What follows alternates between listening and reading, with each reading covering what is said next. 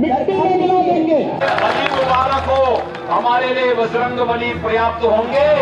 In a dramatic turn of events, gangster Vikas Dubey, the key culprit in the murder of 8 policemen in Kanpur, was killed in an encounter this morning.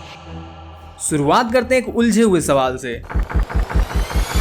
क्या कोई इंसान एक साथ सन्यासी और मुख्यमंत्री हो सकता है? मैं आदित्यनाथ योगी ईश्वर की शपथ लेता हूं कि मतलब जो साधु हो, भगवा पहने, मंदिर में पूजा करे, क्या वही एक स्टेट का सबसे ताकतवर नेता भी हो सकता है? पहली बार जब योगी आदित्यनाथ का नाम यूपी के सीएम के लिए उछला तो बहुतों को ये मजाक लगा था, लेकिन जब सच में कुर्सी मिली तब लोगों ने गौर करना शुरू किया कि आखिर ये बंदा है कौन। अब आते हैं सीधा टाइमलाइन पर। 5 जून 1972 उत्तराखंड के पंचूर गांव में जन्म हुआ एक लड़के का नाम था अजय मोहन बिष्ट। हाँ, वही जो बाद में योगी आदित्यनाथ बने।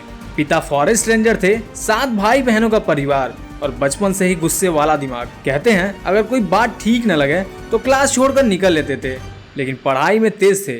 उन्होंने गढ़वाल यूनिवर्सिटी से मैथमेटिक्स में ग्रेजुएशन भी किया। अब यहीं से कहानी मोड़ लेती है। 1990 के आसपास जब अयोध्या आंदोलन जोरों शोरों पे था तब अजय घर छोड़कर निकल पड़े। कोई नहीं जानता था कि वो कहाँ गए हैं, लेकिन कुछ महीनों बाद सबको पता चला कि वो गोरखपुर पहुंच गए हैं, जहाँ पे उनके गुरु महंत अवैध नाथ रहते थे। वहीं से इनका नाथ संप्रदाय से जुड़ाव हुआ और कुछ सालों बाद अजय योगी आदित्यनाथ बन गए। किसी फिल्म जैसी कहानी लगती है ना, लेकिन ये तो सच है।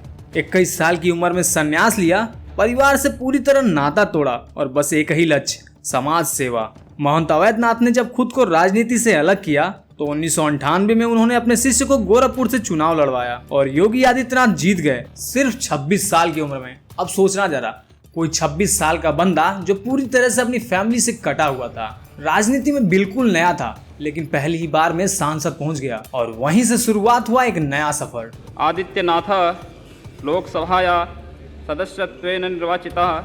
न पार्टी लाइन की परवाह, न बड़े नेताओं से डर। अगर कोई बात खटकती तो सीधा विरोध करते थे, चाहे वो बीजेपी के ही कैंडिडेट क्यों ना हो। और यहीं से बनी हिंदू युवा वाहिनी, एक ऐसा संगठन जो उनके लिए लोगों से सीधा जुड़ाव बनने का जरिया बन गया। लेकिन इसी संगठन पर कई बार हिंसा फैलाने के आरोप भी लगे। विरोधियों ने कहा कि इसने पूर्वांचल में डर का माहौल बनाया है। खुद पार्टी को डर था कि कहीं ये ग्रुप अनकंट्रोल न हो जाए, लेकिन योगी इससे पीछे न हटे। उनका कहना था कि जहां पुलिस नहीं पहुंच पाती वहां हिंदू युवाओं का खड़ा होना बिल्कुल जरूरी है। इसी बयान ने उनके इमेज को और भी ज्यादा फायर ब्रांड बना दिया। किसी ने पूछा नहीं था, लेकिन लोगों ने खुद ही समझ लिया ये बंदा सीधा खेलता है। अब बीजेपी के बड़े बड़े नेता गोरखपुर आके खुद योगी जी से मिलते हैं। अटल बिहारी वाजपेयी से लेकर राजनाथ तक सब जानते थे कि ये बंदा खुद का एक अलग पावर सेंटर बना चुका है और यही बात पार्टी को टेंशन भी देती थी और बेनिफिट भी। 2007 में जब बीजेपी ने उनका टिकट काटने की कोशिश की तो पूरे गोरखपुर में बवाल मच गया। हिंदू युवा वाहिनी के वर्कर सड़कों पर उतर आए थे। पार्टी को आखिरकार पीछे हटना पड़ा और वहीं से ये बात साफ हो गया कि योगी आदित्यनाथ किसी के मोहताज नहीं है।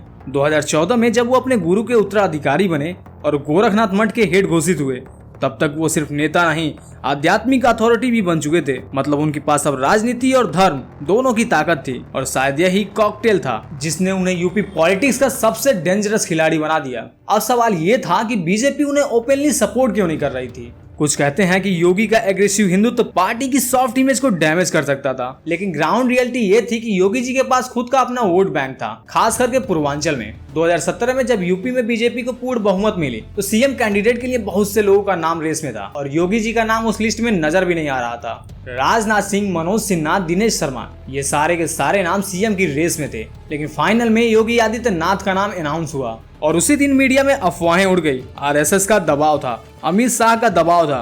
मोदी नहीं चाहते थे कि योगी आदित्यनाथ सीएम बने, लेकिन जब उन्होंने सीएम पद संभाला तो सबको शॉक दिया।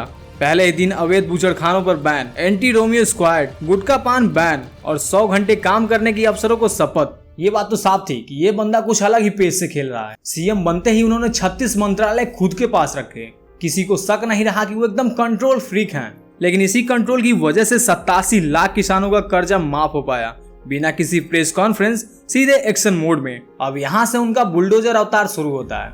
बड़ी खबर रामपुर से है, जहां अवैध निर्माण पर बुलडोजर एक्शन लिया गया। आप घर पर होंगे, लेकिन बुलडोजर ना छुट्टी पर है ना घर पर है। माफियाओं पर सीधा वार, घरों पर बुलडोजर चलना और मीडिया में नया नाम बुलडोजर बाबा। ये बिल्कुल डराने वाली इमेज थी, लेकिन जनता को पसंद आ गई। अब डर लगता है गुंडों को, ऐसे पोस्टर तक लगने लगे थे।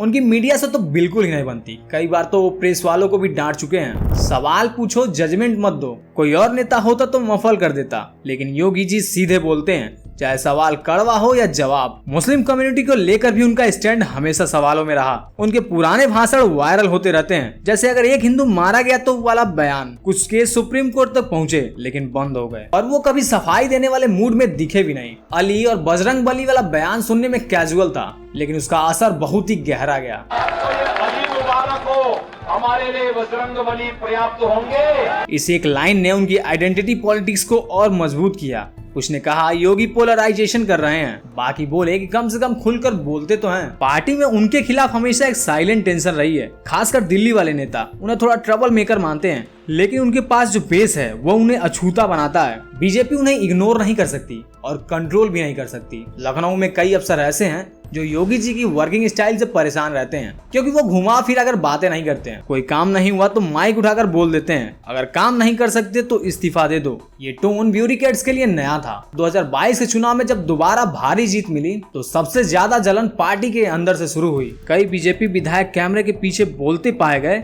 कि अब ये बंदा अनस्टॉपेबल होते जा रहा है, और यही बात शायद योगी जी को और भी फ्यूल देती है। कई रिपोर्ट्स में तो ये कहा गया कि वो मोदी के बाद बीजेपी का अगला बड़ा चेहरा बनना चाहते हैं, लेकिन उन्होंने कभी खुलकर एम्बिशन शो नहीं किया। मे भी वो जानते हैं जितना दिखाओगे उतना सिस्टम काट देगा। कभी कभी उनके अंदर एक रिबेल भी दिखता है, जैसे जब सीएए के दौरान दिल्ली जल रही थी तब उन्होंने कहा जो पत्थर चलाएगा उसे ईंट से जवाब मिलेगा। ये डायलॉग एक तरफ उनकी इमेज को स्ट्रांग बनाता है, लेकिन दूसरे पल सेक्युलर लोगों को खटकता भी है। एक सीनियर जर्नलिस्ट ने लिखा कि योगी बीजेपी में बीजेपी नहीं है। उनका मतलब ये था कि वो पार्टी के दायरे में नहीं आते और ना ही उसकी मर्यादा में चलते हैं। वो अपना रास्ता खुद बनाते हैं, चाहे वो कंट्रोवर्शियल हो या फिर रिस्की। अब सवाल ये उठता है कि क्या वो सिर्फ यूपी तक ही रुकेंगे या फिर आगे का भी सोचते हैं। पार्टी में एक धड़ा ऐसा है जो चाहता है कि योगी नेशनल लेवल पर लाए जाएं, लेकिन दूसरा धड़ा डरता है कि अगर दिल्ली पहुंचे तो किसी को पूछेंगे नहीं। तो अब तुम खुद सोचो, एक बंदा जो परिवार छोड़कर आया, मंदिर में रहा, मठ का वारिस बना, संसद गया, विधायक बना, संगठन खड़ा किया और फिर खुद एक मिथ बन गया। क्या इंडिया की पॉलिटिक्स में ऐसा कोई ब्लूप्रिंट पहले कभी देखा है? और अब आता है सबसे बड़ा ट्विस्ट, राम मंदिर। अयोध्या में डिकेड से चल रहे विवाद का सलूशन जब आया तो योगी सबसे आगे दिखे। सुप्रीम कोर्ट के फैसले से पहले ही उन्होंने अयोध्या में दीपोत्सव शुरू कराया।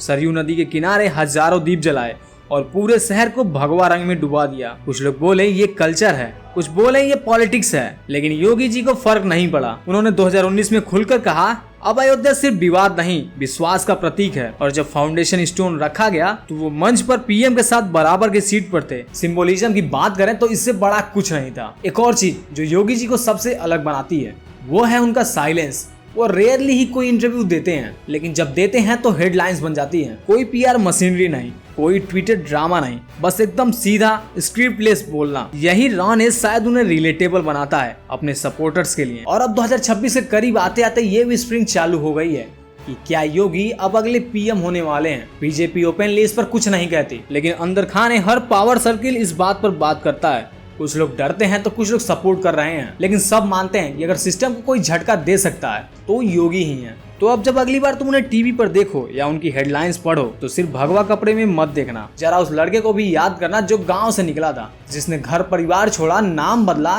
रूट बदला और अब शायद देश की राजनीति की दिशा भी बदलने वाला है। तो यार आपको क्या लग रहा है, योगी जी अगले फ्यूचर पीएम बनने वाले हैं? कमेंट में जरूर बताइएगा।